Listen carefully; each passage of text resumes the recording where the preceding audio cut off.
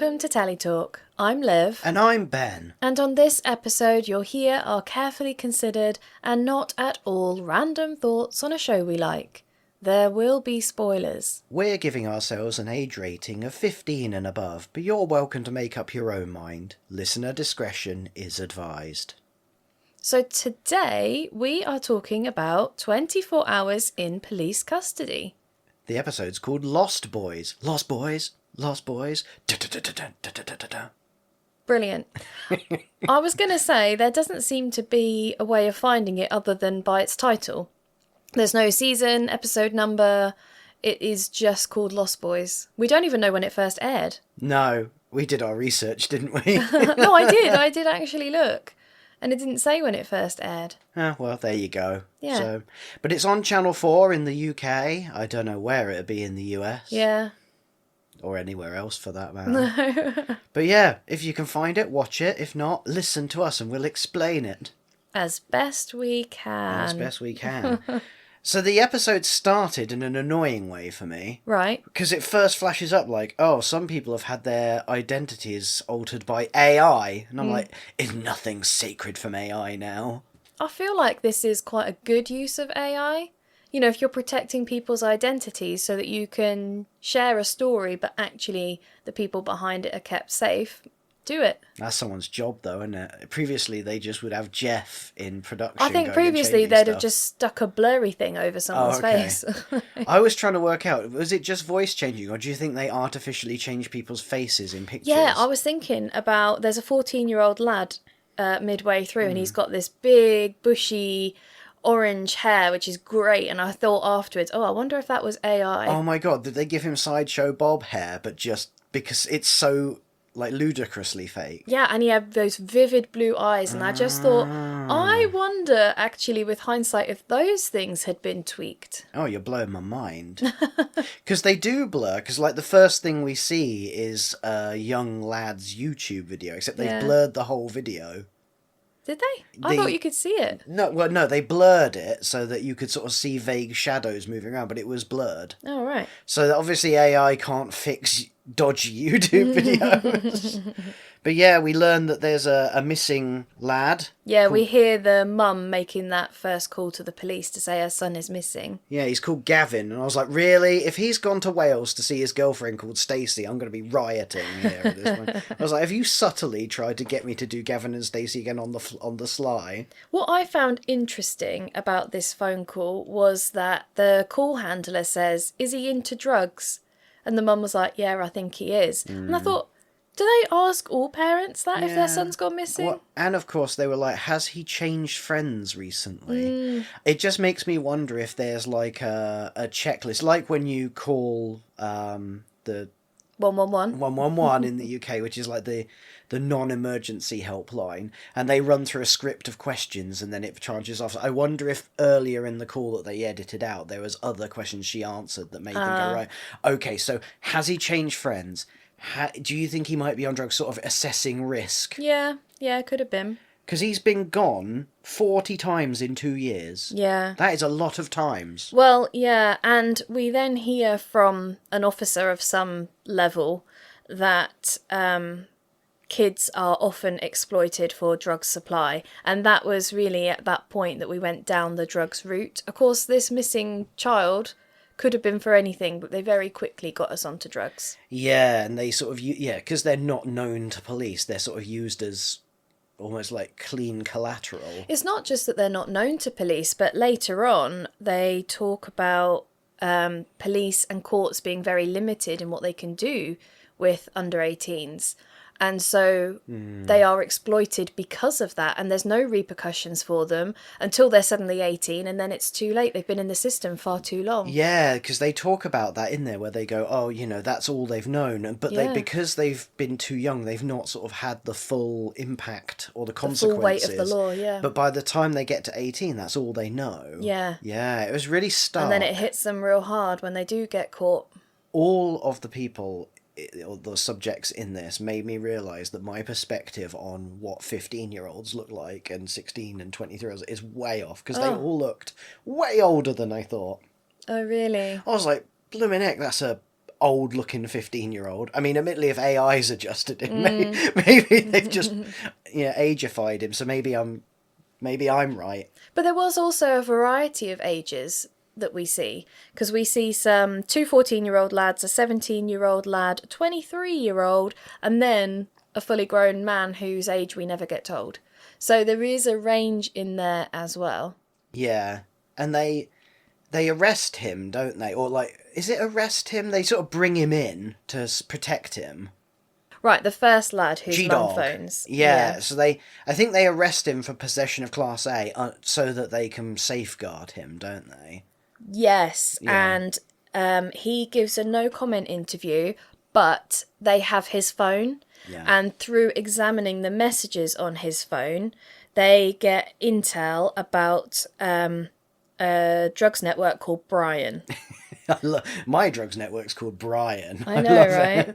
So innocuous, but this is the part where we start to realise that Gavin is sort of only tangentially linked to the overall thing that we see in this episode. He's sort of like the bookend, sort of illustrative. Yeah, they use him to set the scene, don't they? Because they use him to show that they treat these kids as victims, even though they are committing crime.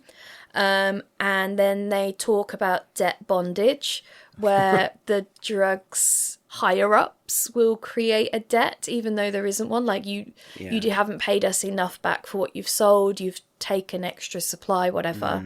And they set that scene of what the kids are going through and the protection that the police try and provide, but also the barriers that they face with the no comment interviews that I think these kids are prepped for. I wrote that down. It seems like they've been coached or been like, if you get taken in, just say no comment to everything. Yeah. And we've watched a fair few of these programs sort of outside of this, and it's really telling, isn't it, that like everyone answers no comment, but the young lads, a couple of them felt like you could tell they were less experienced because they kind of got goaded into answering. No, everyone gets goaded into answering. Not everyone. But it is fascinating. A lot of people do. Like, they've been arrested for a serious crime, but they'll sternly hold their barrier of, no, I wouldn't. Like, there was a recent one, I would never do drugs. I don't do drugs, and I don't want to be associated with drugs. And they're accusing him of sex abuse. He's fine with that. He doesn't kick up a stink about that. Yeah. You're concerned about the wrong thing, sir. Yeah. But like, I find most fascinating out of these shows is sort of seeing the inner workings and the sort of back office police stuff. Things that, as a law-abiding citizen myself, I've never seen. So like, even just as simple as like, I was just thinking, the desk officers are always so bubbly and chatty and friendly, which can bite them in the bum, as we'll see later, but they're always just so like personable and friendly, and I always assumed they'd be a lot more serious. Well, they're trying to calm people down, make it okay, provide that human touch. Yeah. They have quite a responsibility in that role. We sort of go from there where they've been booked in. Yes, so they bail Gavin and say, right, we need to try and safeguard him, but for now, let's focus on Brian, this drugs link. Yeah, they link that number to an address because they've previously registered that number in other drugs investigations. They call the house a clean skin. I don't really know what that means. They don't elaborate, but I presume it's basically meant to be like, it's a front that's got nothing registered against it negatively. And so they go, right, let's raid. So we proceed to see shaky cam of them kicking in the door. Yeah. And we're like, it's all action now. They use one of those big jammer things. Don't kick it in. You mean a jammer? What? A battering ram. All right. Whammer jammer, kick in the door. Everybody freeze! But they're not quick enough because they arrest one lad, but then someone's leapt out the window from 40 foot up. Well, yeah, they arrest two, don't they? A very scared-looking young lad who turns out to be 14. There's a very docile, slightly older fellow who turns out to be 23. Slightly older fellow, 23. Yeah. And, and then the window's open and there's a phone left on the windowsill. And they assume that someone's jumped out the window. Then they become quite concerned for that person's safety because it's very high up Yeah. There is a tree, but from the angle that the window opened, they wouldn't have been able to get to the tree. That's how you can tell that this person that's escaping is young. Because if I tried to do that, I would be dead. Yeah. Like, if I fell 4 foot, I don't think I'd recover. Yeah. He let 40 foot out of a window and he's like, I'm fine. Yeah, but they catch up with him, don't they, down the street? All utterly pointless. I was surprised at this point because they just sort of find this lad wandering around and then they arrest him, and I was like, but that's a massive assumption. He might not have been the one that jumped out the window. I presume that there were other reasons that they knew that just weren't in that we didn't see. Well, we know that this lad, he's 17. He's been in trouble before, so I think he's a known face at this point. I mean, judging by their results, it plainly was him in the house, so they must have known. Oh, yeah. Well, they link that phone on the windowsill to him, don't they? They do. I just want to take a moment to aside. Our dog is sat on my lap, so if you hear the odd random slurping noise or scuffling noise, it's not me, it's the dog. Yeah, they've raided this address, and now it's time to interview all the perps. Well, they find lots of evidence of drug supply Boy, at do the they. address. I enjoyed that what they also found was a herbal medicine encyclopedia. I love that they've gone, I know we're doing all this drug running, but we do need to refer to the encyclopedia. Yeah. The 23-year-old, I think his name is Jordan. Yeah. He's very cooperative. No comment from him. No. He's like, chat. And he says his place has been used by other people for about 6 months. He's being exploited, isn't he? And he said at first he didn't particularly notice or mind or care, but he's been clean for 2 weeks, and now it's a problem for him because he's constantly surrounded by drugs and these people. Because they've tied him to the extensive bookkeeping of the activities. Because they're like, that's your handwriting, isn't it? He's like, yeah, I kept those so that I could prove I wasn't short and they couldn't, fake everything that came into this flat also left the flat. I haven't taken anything. They're not pinning any fake debt on me. Yeah. Because he said that now that he's been clean, it's been problematic. Like, it's been causing problems because they can't use him as well. Mm-hmm. It's just interesting because he says he's been involved for 5 years. I know. Which puts him at, 17, 18? Yeah. It's just scary. But yeah, so he's very much like, yes, thank goodness, I was under duress. Let me spill the beans. Yeah, and it's interesting because at this point, again, we speak to another officer or detective, and they say there is always someone higher up the chain. And this, for me, impacts the score that I give it at the end, because it was quite a big thing of it feeling hopeless and pointless and quite desperate. The police trying to deal with these kids and trying to help them and rescue them and all of these things and protect them and safeguard them. And actually, it's going to be very difficult. Spoiler alert. I'm just saying, when he said that, it set the tone for me. Yeah, no, I hear what you're saying, because we go to interviewing the runner, 40-foot drop lad, don't we? Yeah. And he is very much in the no comment zone of response. Yeah. So they identify that it was his phone left on the window, although they can't necessarily prove it. No, they do, because it's a burner phone, pay as you go. Yes. So they get the local CCTV from shops, because apparently in this country, any shop that sells alcohol has to have CCTV. So they locate the shop where it was last topped up. They examine the CCTV footage of that day, and that was him topping up the phone. And they also, because they find him on the street waiting for a taxi, because he's called a taxi to pick him up. Yeah. And so they link that. I was like, this is where real life policing, you can see that dotted line to tele policing when you've got all the evidence and the whatnot. Like, sometimes it is true and just really interesting. I love that they send out mail shots for drugs from the phone. Like, they're just blanket marketing their drugs. I mean, how do they identify? Because, like, I've never had anyone just randomly message me offering me drugs on my phone, because that sounds like that's what they're doing. It's just odd. Well, they have to have a number to start with, don't they? Yeah. Well, yeah, how do they get those numbers? I have so many questions. So in the drugs world, people can often identify each other. So if a person wants to access drugs and they move to a new area, they will very quickly be able to identify a person also linked with drugs and therefore find a supplier. Okay. So then they probably exchanged numbers at that point. Okay, well that's really interesting because I have no idea. So it's just the idea of them basically doing like marketing campaigns just feels really funny. But I think that also makes it harder. You know, if 5 different dealers have your number and you keep getting these blasts and you're trying to recover, actually there's that constant battle and constant decision-making process that you have to go through every time you get something like that. But that is I learned something new today. And what the police learn is that our runner is known as YB. Yeah. For young boy or young blood or something. They never YB. determine what that is. And that it seems like he is the slightly higher up in the food chain than Sideshow Bob Hair Boy. Yeah, well, he's got, at least 3 years experience at this point. And actually, just going back to Jordan, our 23-year-old, when he shares his story, he says that his mum gave him heroin when he was very young.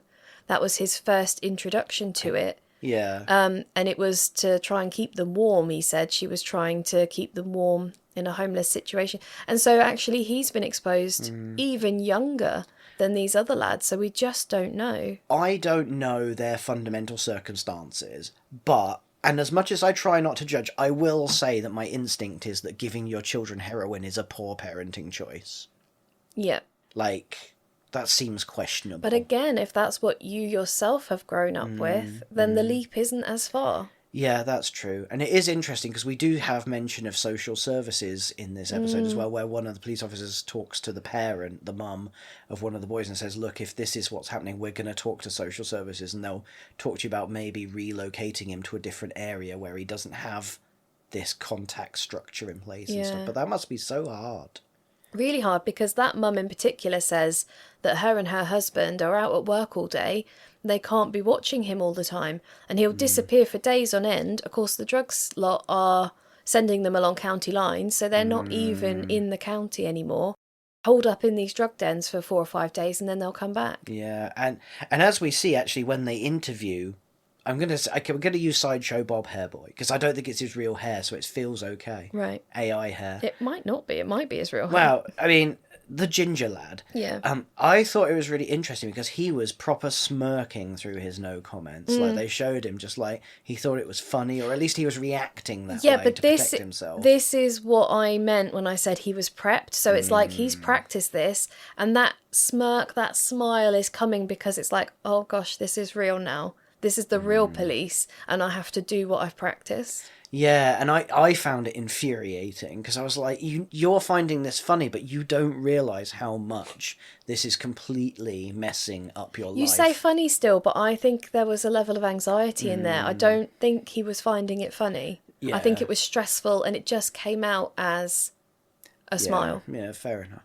I still found it frustrating and concerning. But they release the lads as they kind of have to. They bail them all, don't they? Yeah, and this was the point where the officers talk to his mum, because it's him that it's about. And she says, I think it's because he's addicted to weed.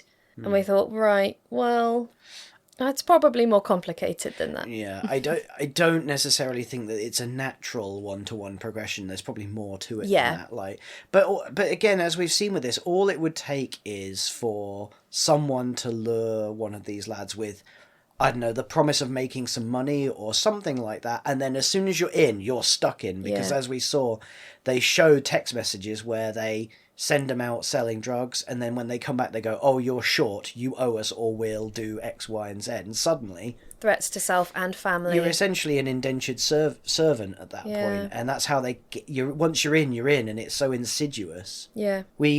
We see them as they're going through. I was like reflecting on how rough those mugshots for all of them were. Like, they all look out of their mind, delirious.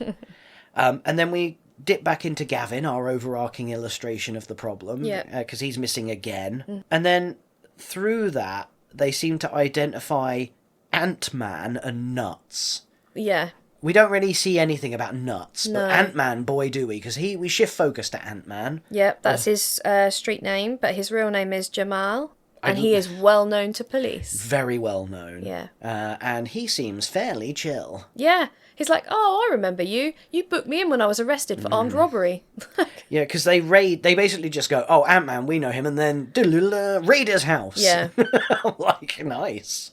And they find loads of stuff. Like, even more stuff this time. Yeah, but nothing they can really link him to, because they find, 200 lines of coke in his car, but that car is not registered to him. So he can't be arrested for that. But they leave us hanging on that, because I was like, yes, they found drugs. They were so pleased that they found the drugs. And he was so chill. You knew there was something up. And then they realised, oh, yeah, it's someone else's car. But they found multiple SIM cards and lots of burner phones. Yes, and those SIM cards had loads of initials on them. Yeah. And they worked out that they related to what they called lines, which were basically regions of operation. They were the county lines, weren't they? So there was a SIM card for Hemel Hempstead, there was a SIM card for St Albans, and there were a couple of others that they didn't detail. Yeah. But they had, a SIM card per area. Yeah, and as they're booking in Jamal, you pointed out something that I thought was really fascinating. That Jamal starts off really chatty and friendly and initiates joking banter back and forth with the sort of arresting officers and the desk officer. Yeah. And then as soon as they start joking along, he switches. Yeah. And it's suddenly, oh, yous lot are awful. You're laughing at my situation. That's not out of order. Yeah. And it's like, whoa. It's not easy to be in this situation. It's not my fault. Yeah. You shouldn't be laughing at me. Yeah. And it just shows you how difficult it must be as an officer to walk that line. Well, it was case in point of the manipulation. Yeah. That people have to be careful about when working with criminals. Yeah, because taken out of context, that could seem bad, and it puts them on the back foot a little bit as well. So, I mean, they were very good at dealing with it. They were, and I noticed that later on in the episode, we see him back at the desk, and he starts doing it again, and they don't engage as much that time. Yeah. They know his boundaries and his limits now. Yeah, and so that was just a fascinating little insight into something I'd never seen before. Yeah, but then he gets released on bail. No charges are brought against him because, as we said already, they didn't have any evidence that firmly connected him to those things. So that was quite disappointing. Yeah, I thought his interview was interesting because he went for the slightly different approach of just pretending to be asleep. Well, he was like, because they have 2 cameras in the room plus the tape recording, and he's like, just for this interview, I'm going to have my head down because I don't want to be on camera. And then his drugs phone goes off during the call. Yeah. I wish they'd answered it. If it had been telly, No, I don't think that was his phone. I think that was the 17-year-old lad. Oh, okay. Because they were saying, like, oh, your phone's going off noon and night for drugs, isn't it? Yeah. I was like, if it had been the telly, the detective would have answered it, and then it would become a plot point. But I was like, oh, that's not real. But they identify that one of those Sims that they found had previously contacted Gavin, our overarching 15, 14-year-old. And so that ties us back into that, doesn't it? Yeah, but nothing much happens with him. Yeah, I noticed that when they were talking to Jamal, the one thing that made him react was when they said, oh, you're exploiting children. And that sort of made him blink and sort of go, oh. Like, that feels worse in some ways to him, I think. He wasn't expecting that. Yeah, well, I think, to be honest, that he's been through the same process. This is just me making assumptions, really, but I don't think he'd ever considered it like that as a victim, probably himself, before now being a perpetrator and an instigator. Yeah, it was just a momentary reaction that I thought was telling.